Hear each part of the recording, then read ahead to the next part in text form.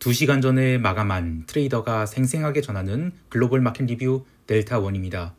우리 증시는 삼성전자의 4.7% 폭등으로 종합주가 지수가 한때 3,480선을 넘기기도 하는 초강세장을 이어왔고, 해외 시장 또한 유럽이 자연스러운 조정을 받는데도 미국만큼은 애플이 4% 넘는 폭등을 하면서 신고가 갱신을 이어갔습니다.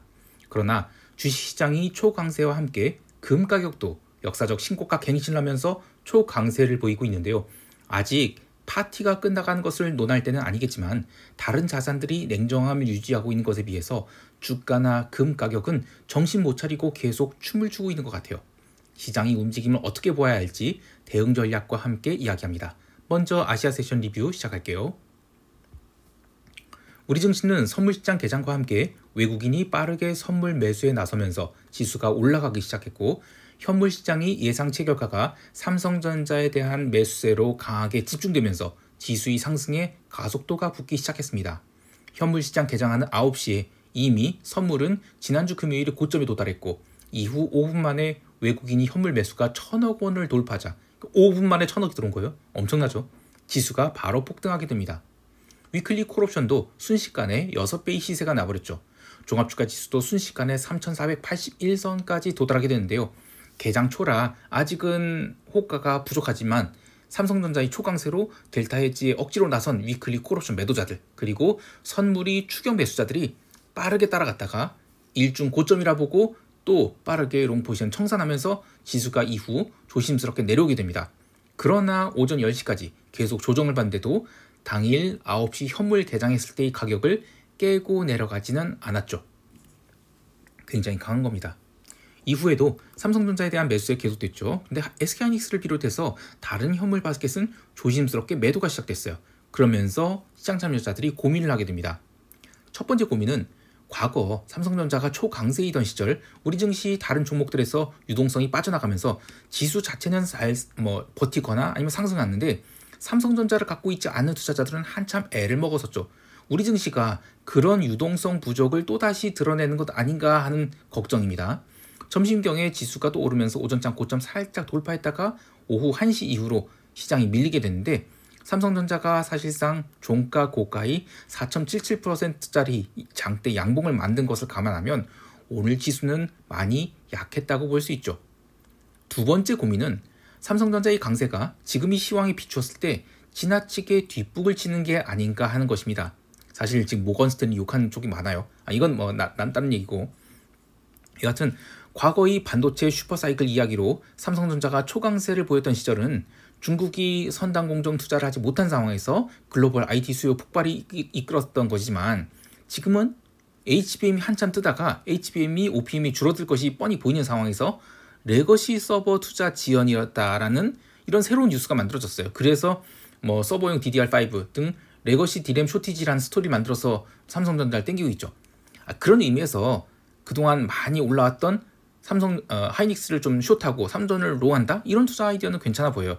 그러나 레거시 디램이 수요나 공급이 상당 부분을 어차피 중국이 차지할 것은 분명한데, 삼전이 초강세가 과연 과거의 그 반도체 슈퍼사이클 수준까지 이어질 수 있을까?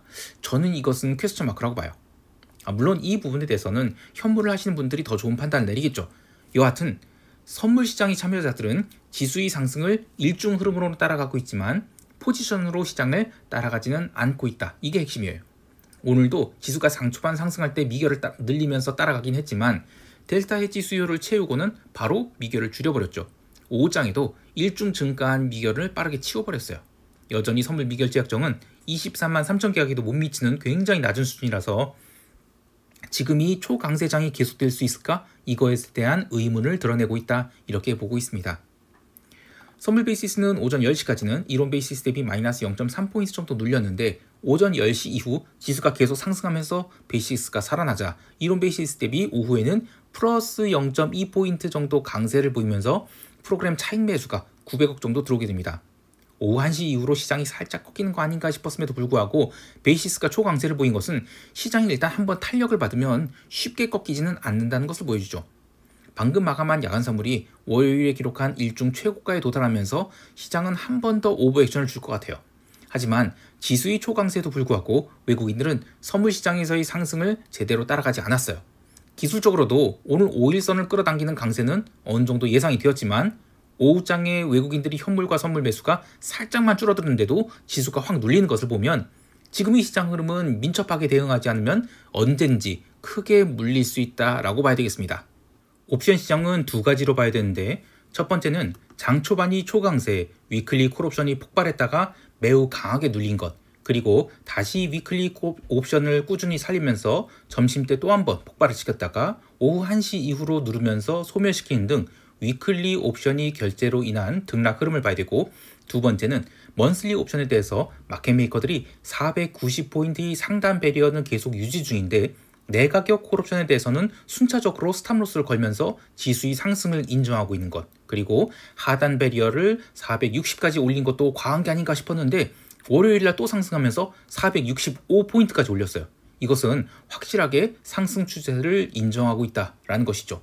우선 위클리 옵션 흐름을 얘기하면 일중 선물 시장의 등락이 위클리 콜옵션 폭발에 대한 해지 수급 때문이라고 볼 수 있는데 점심경 선물이 일중 고점을 살짝 넘겼음에도 불구하고 위클리 콜옵션이 일중 고점은 돌파하지 못하게 되죠.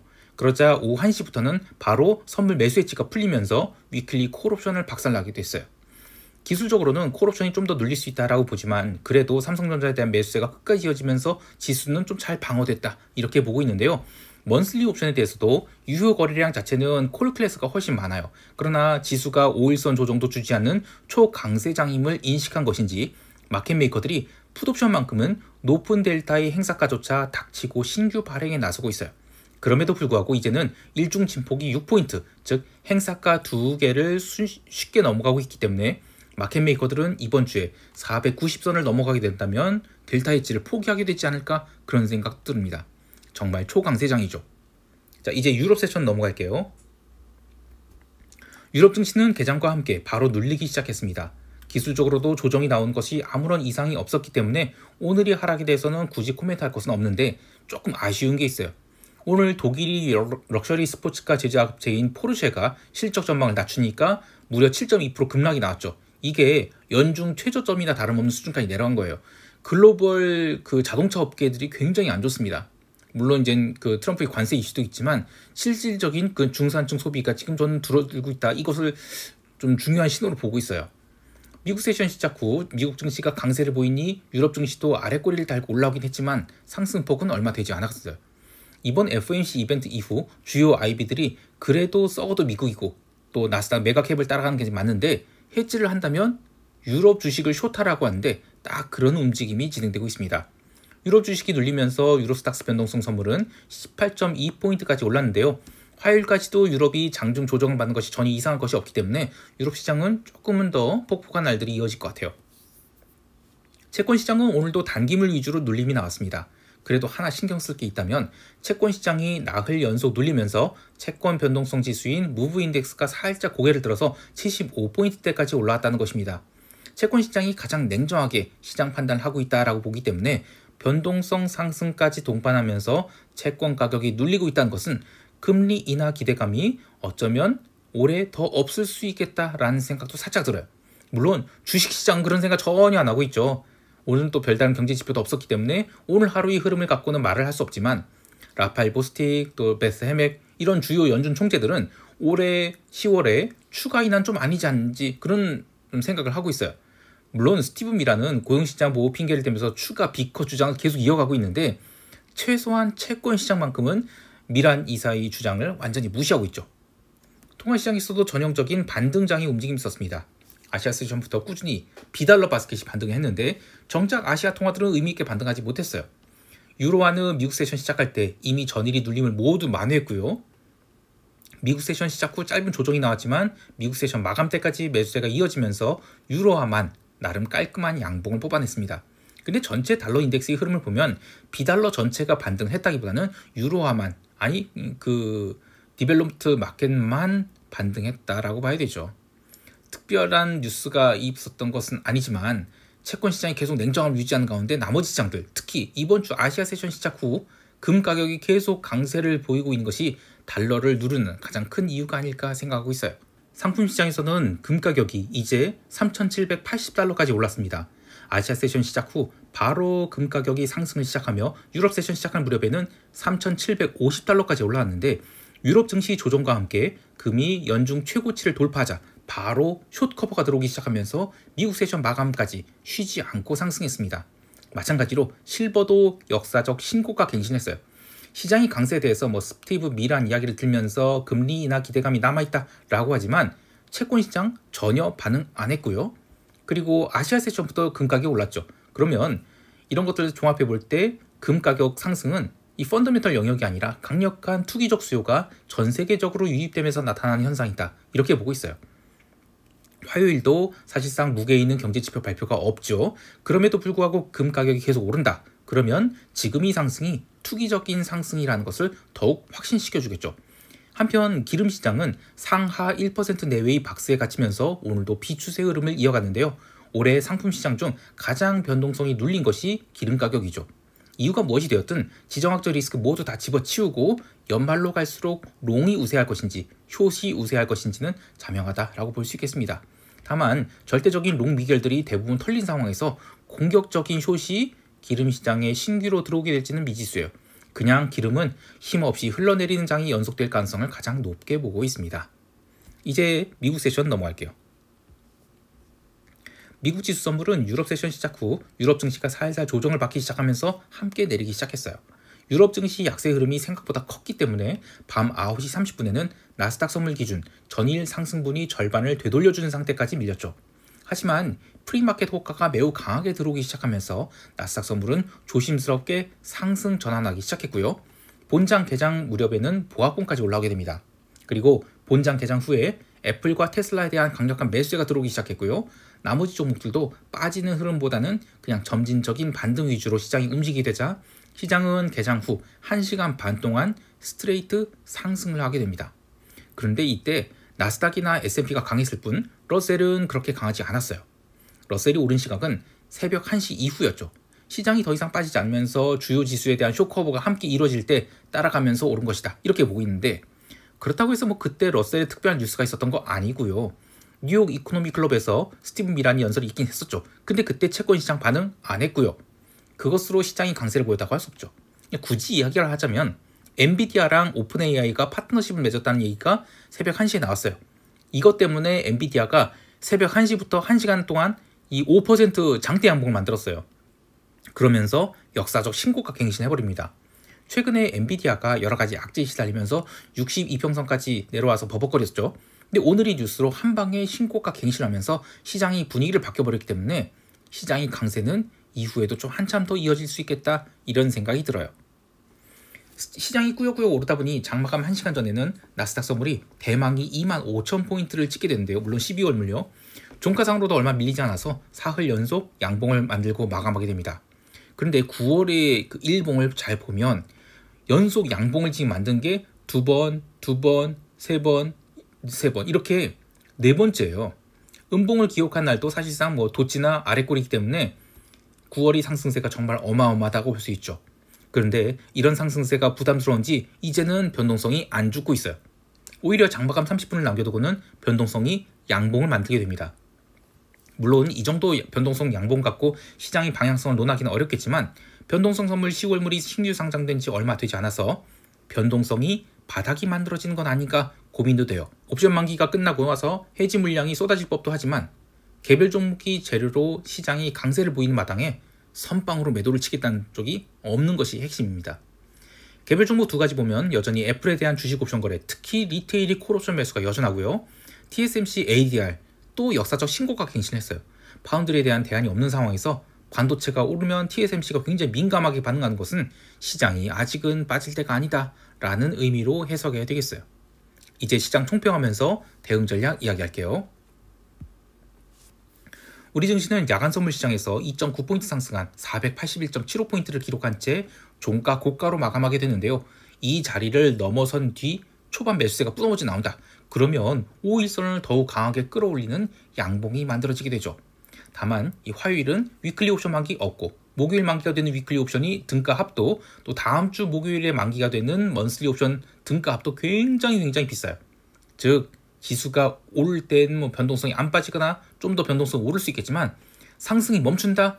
그러면 옵션 가격이 매우 빠르게 부러질 수 있다라고 봐요. 또 전일 미국 시장의 상승 흐름을 보면 애플, 테슬라, 엔비디아가 주도한 것이죠. 기술적 흐름을 봐도 더 이상 밀리지 않고 횡보하니 레벨업이 나온 것이라 보기 때문에 우리 시장 또한 갭 상승이 나왔다고 해서 일시적인 슈팅을 하는 것을 제외하면 미국 시장의 흐름과는 사실 관계없는 독립적인 움직임을 보일 가능성이 높아요. 그래서 옵션 프리미엄도 빼야 되기 때문에 그냥 일중 등락을 보이면서 흔드는 그런 하루가 될 가능성이 높다, 이렇게 보고 있습니다. 또 삼성전자를 제외한 다른 종목들의 흐름은 피로가 드러나고 있어요. 그래서 오전 10시 30분을 기점으로 그 전이 등락은 뭐 오버, 언더 뭐 얼마든지 나올 수 있는 장이 되겠지만 그 이후의 흐름은 그게 상승이든 하락이든 뭐 진짜라고 보고 따라가는 것이 좋을 것 같아요. 다만 하락이 나올 때는 옵션 프리미엄을 누르면서 콜만 죽일 수 있다라고 봐요. 물론 풋옵션 가격을 충분히 다이어트 시킨 상황이다. 그러면 일중에 한해서는 풋옵션 시세가 나올 수도 있겠지만 여전히 풋옵션 매수를 오버나잇해서 추세 하락을 생각하는 것은 이르다, 이렇게 보고 있어요. 그럼 언제 풋 매수를 하게 될 타이밍 올까요? 근데 이 부분은 어느 정도 때가 되었다 싶으면 이야기를 해보도록 하겠습니다. 해외 시장이 돼서 FOMC 이후 다른 자산들과의 움직임과 달리 미국 증시와 금 가격만 계속 상승하고 있죠. 이게 여러 투자자들에게 참 불편하게 다가올 것 같아요. 그러나 시장의 상승은 무한한 것이 아닙니다. 그렇다고 해서 못 가면 뭐 바로 부러지거나 하는 그런 게 아니라 탄력이 일단 떨어지는 모습이 나타나야 돼요. 그런 의미에서 화요일 미국 증시에 별다른 재료가 없는 가운데 시장이 작은 음봉이라도 마감하게 된다. 그러면 그런 것들은 굉장히 중요한 힘 빠지는 신호가 될 수 있죠. 그러나 음봉 마감이 아니라 유럽 증시가 다시 반등하면서 작게나마 양봉 만들고 마감하게 된다? 그러면 시장은 이번 주도 계속해서 강세 흐름을 유지할 것으로 봐야 돼요. 게다가 주요 기술주들이 다시 62평에서 하나 둘 지지를 받고 있죠. 그러면서 올라오고 있는데 한 번 올라오면 바로 신고가 갱신을 해버리고 있기 때문에 시장을 함부로 숏으로 봐서는 안 된다, 이렇게 보고 있습니다. 이 워런 버핏이 주주서한 2000년도인가 2001년도인가 그때 보면 즐겁게 바다에서 놀고 있는데 썰물이 온다. 그러면 누가 수영복을 안 입었는지 알게 된다, 이런 이야기가 있죠. 근데 그것은 포지션이 큰 기관 투자자들 이야기예요. 100억 이하의 일반 개인들 입장에서는 시장이 꺾이기 전에 미리 숏을 잡고 헤지를 한다, 이럴 필요가 없습니다. 기관 투자자의 마인드로 투자를 해야 한다라고 말하지만 정작 개인들은 그렇게 투자하기 힘들어요. 왜냐하면 델타를 조금이라도 기울이지 못하면, 그러니까 중립 상태를 참지를 못해요. 그런 상황에서 무슨 기관 투자자 마인드 논하겠습니까? 곧 죽어도 롱이니 숏이니 계속 맞추기를 원하는 게 개인들의 마인드예요. 또 그렇게 민첩하게 움직인다는 게 꼭 나쁜 것만 아니죠. 여하튼 아직은 강세 흐름이 이어지고 있습니다. 그래서 음봉이 일봉상 3개 이상 나오기 전에는 계속해서 롱 마인드를 유지하면서 시장이 어디까지 가는지를 보는 것이 좋겠어요. 자, 마지막으로 시장의 시황 스크립트를 한국 시장 개장 전에 보기를 원하시는 분들은 네이버에서 델타원 글로벌 검색하셔서 여기 네이버 프리미엄 콘텐츠 가입하시면 텔레그램 메신저로 시황 스크립트를 일찍 받아보실 수 있어요. 정말 좋다고 생각합니다. 많은 가입 바라고요. 자, 오늘 하루도 성공 투자하시길 바라고요. 이상 델타원이었습니다. 감사합니다.